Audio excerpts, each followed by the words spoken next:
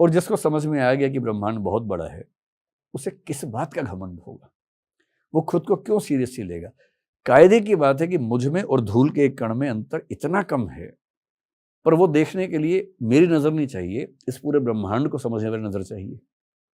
अभी खेल के देख लीजिए, मेरी क्या हैसियत है? अगर मैं अपनी, जो मेरी है वो आपकी भी वही है, सबकी वही है बेसिकली, है ना, सिर्फ मेरी नहीं, किसी की बात कर लें। हमारी क्या हैसियत है अगर ईमानदारी से सोचें? इस दुनिया को बने हुए माना जाता है कि 1400 करोड़ साल हो चुके हैं, बिग बैंग हुए। इस पृथ्वी को बने हुए लगभग 450 करोड़ साल हो चुके हैं।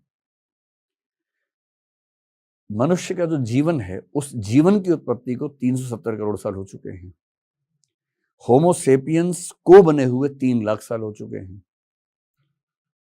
आज की दुनिया में 800 करोड़ होमो सेपियंस घूम रहे हैं दुनिया में, उनमें से एक मैं हूं।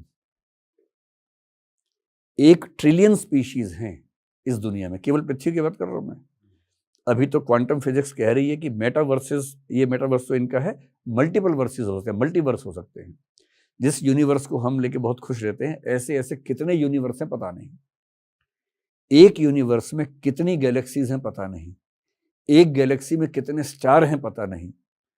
उसमें से एक गैलेक्सी मिल्की वे के एक स्टार, सूर्य के 9 ग्रहों में से एक ग्रह, पृथ्वी के 200 देशों में से एक देश की 1 ट्रिलियन स्पीशीज में से होमो सेपियंस के 140 करोड़ में से एक मैं हूं।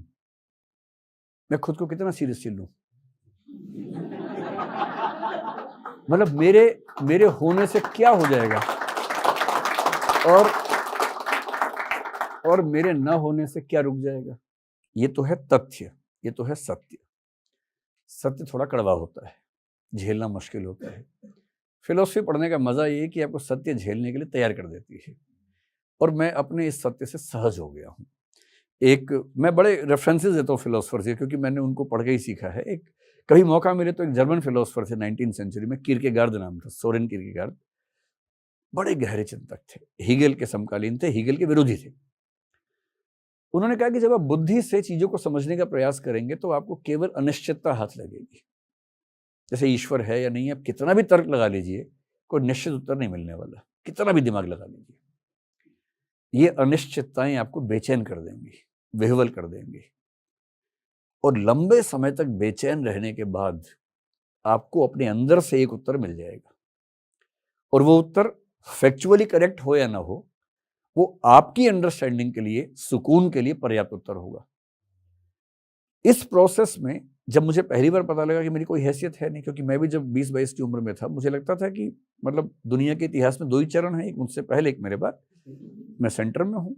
ऐसा कॉन्फिडेंस रहता ही था, सच में रहता था। मैं कविताएं ऐसे लिखता था गंदी गंदी उस समय, जो मतलब इस भाव में थी, मेरा वर्तमान भविष्य में इतिहास बनेगा, ऐसा मैं लिखता था। मुझे लगता था कि मैं पता नहीं क्या चीज हूं। पढ़ने के बाद समझ में आया कि दरअसल मुझ में और मच्छर में खास अंतर नहीं है। ऑल आउट जलने से वो मर जाता है, यूनियन कार्बाइड में फैलाव हो जाए इसका तो मैं मर जाता हूं, इतना ही मामला है। तो क्या फर्क पड़ता है?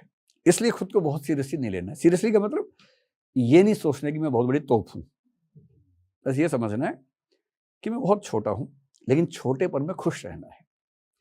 आपको तो क्योंकि कविताओं का शौक है, आपने अच्छे कवियों का नाम बोला, ये कविता आपको सुनाता हूँ। 1950s-60s में एक कंसेप्ट चला डीह्यूमनाइजेशन का, सार्त्र से प्रभावित होकर लोगों को ये रियलाइज होने लगा कि हम बहुत छोटे हैं, हमारी कोई हैसियत नहीं है, लघु मानववाद कहते हैं इसको। तो उन्होंने कहा कि लघु हो तो भी तो बढ़िया जिंदगी जी सकते हो। उस समय कई लोग बहुत निराशा में लिख रहे थे। एक प्रभाकर माछवे तो क्या लिख गए, घूंट घूंट साइनाइड पीता हूं।